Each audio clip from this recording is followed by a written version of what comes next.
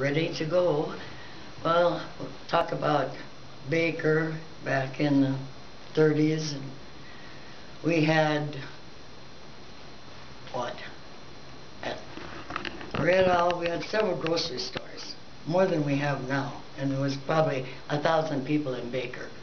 But there was the Red Owl, Dumont's, Sawyer's store, where the bowling alley is now, and the Economy, Lacrosse's. So we did have plenty of grocery stores. I don't know how they all made a living. No one had any money to buy much with. And then clothing stores. We had J.C. Penney's. Well, Samson's came later, but there was another one. I can't recall the name. And when I say 4 grocery stores, we had clothing stores, J.C. Penney's. Mosier's clothing store was part of what is a furniture store now. And right next to that was a radio shop. And next to that was an ice cream shop. That was where Herbst is now. There was an ice cream shop there. And on the adjoining part of that building where Bob Townsend is, that was a bowling alley. Through little round balls. And there was a meat market, Granger's Cafe. This is where the part of the flower shop is now, and then the south part of it was the butcher shop.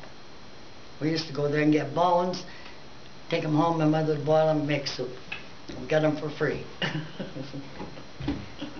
Do you remember a lot of the meals that your mother used to cook when you didn't have a lot of money? No, we survived. A lot of beans. I remember one particular night, it was probably in 7th grade maybe. My youngest brother at that time has ball practice. Well, and the rest of us were eating. We didn't wait for him, but food was rationed. You had 1 potato. There were no seconds. And so my second oldest brother was going to eat my youngest brother's potato, the brother that was absent, and I grabbed it so he wouldn't eat it and squashed the potato right through my fingers. So I don't recall that my younger brother got the potato, but I tried. Anyway, otherwise, it was just pretty much one pot meals, a lot of beans. I remember she told me to put beans on one day. I was in the 6th grade. So okay, so I go, 1 cup for me, 1 for Bob, 1 for Jack, 1 for Susie, 1 for all 5 of us, 1 for Mother, and 2 for Rex. That's my stepdad. So I put 7 cups of beans, and I kept putting water in it. Water. We had beans coming out our ears. But anyway, and then for other businesses, we had 2 dentists, Dr. Potterton, Dr. Joyce, and we also had 2 doctors at least, Dr. Tarbox, Dr. Hogaboom came, Dr. Barr. Dr. Tarbox and Dr. Barr were the older ones, or the earlier ones, and then of course Hogaboom and Weeks came later.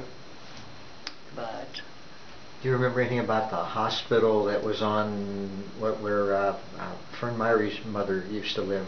Wasn't there a hospital in that house years ago? The old Elizabeth Hospital. The old Elizabeth Hospital. Do you remember anything about that? oh yeah, I had some kids there. I wasn't born in the hospital. I was born at home, but I had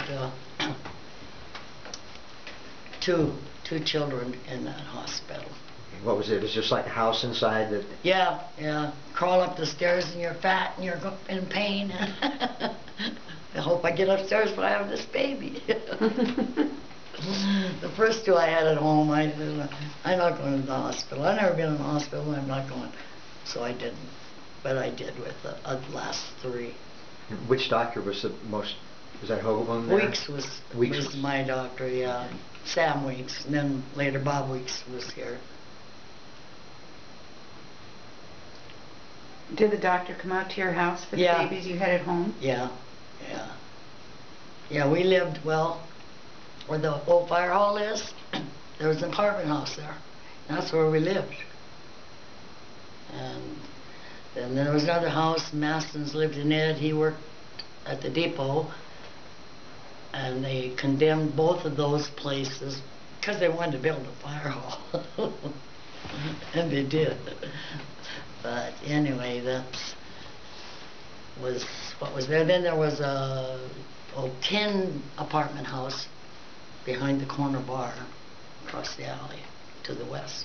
There was we all called it the tin house because it had tin on the outside, and it was an apartment house. And what else? Right offhand, can't recall. Okay. Your roof break.